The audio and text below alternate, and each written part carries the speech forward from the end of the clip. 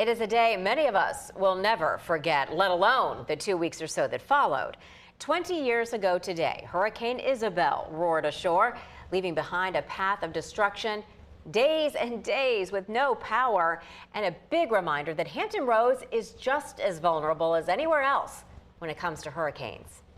Welcome back. We continue with the day 20 years ago, September 18th, 2003, when Hurricane Isabel devastated the region after making landfall near Ocracoke Inlet.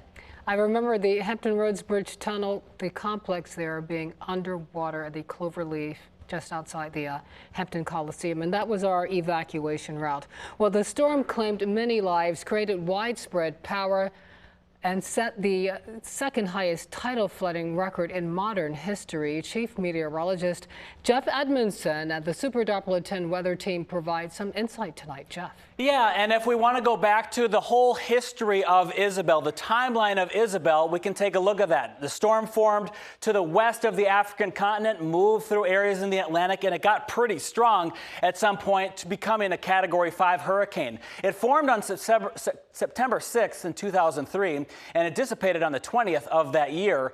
So just 2 days after it made landfall, that's when the storm dissipated as it moved over land. At its peak, it had wind speeds at 165 miles an hour. That was the same point here when the storm was east and north of Puerto Rico as a Cat 5 hurricane. So this is a big hurricane at this point.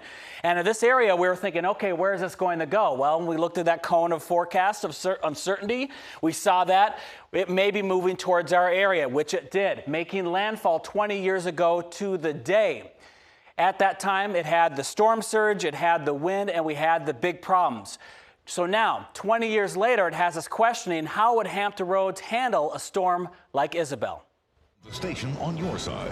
This is Wavy News 10. Isabel is definitely on her way. It's fallen into the Atlantic Ocean. The eye of the hurricane is passing over. It's going to be the big deal about this. Washed away. There's an awful lot of water. Specifically remember before the storm, during the storm, and after the storm. I'm gonna go check and see what. The thing came in kind of slow, so we were well prepared for it, and we knew we were going to get a big one. I remember them calling for evacuations here. It's just went. And at that time, the storm was a monster. I believe the governor at that time was visiting as well in the studio, and I said, you need to see this. It was like 3 days before. You need to see, this is going to hit hard. Right around the core of the storm as it makes landfall. It was just hour upon hour of wind and rain. Our street in Hampton is known for flooding, and the water just kept rising. The flooding was up so high, stayed up for, pretty close to 10 hours, 8-10 hours. And it woke a lot of residents up, I feel, to the dangers that storm surge can bring to our region. We used to have a little bit of tidal flooding once in a while. You'd get a big nor'easter, maybe you'd get some tidal flooding then. Now we get tidal flooding even in some minor events. Here, the tides are really a big part of not just one small community, it's really all the communities get affected by it. In the 20 years since Isabel's rampage through Hampton Roads, the sea level at Sewell's Point has risen 3.75 inches. And it doesn't seem like much, but it's not what our infrastructure was built for years ago. And the science simply tells us that the levels will continue to rise, and that just means water is going into places it didn't before. Questions that I think we need to answer to think about what scientifically that looks like in Hampton Roads. And they're not trivial, they're not just science projects, because it would mean impacts for the people who live here. Crashed right into the pier there. Flooding is a major problem all across the big difference is with the water levels, they'd probably be higher than even before, and we had some major flooding at that time.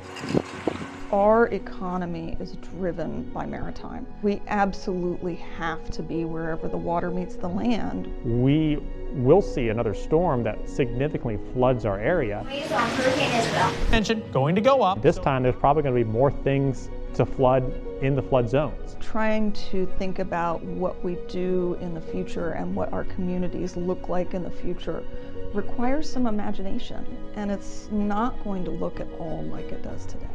Each storm will have its own kind of characteristics and we'll have our own memories. Now, a lot of them that come through, we don't even really remember a year later on what happened. While we don't get a lot of the big ones here, we have seen them before and we might see them again. It may not happen this year, may not happen next year, but it will happen.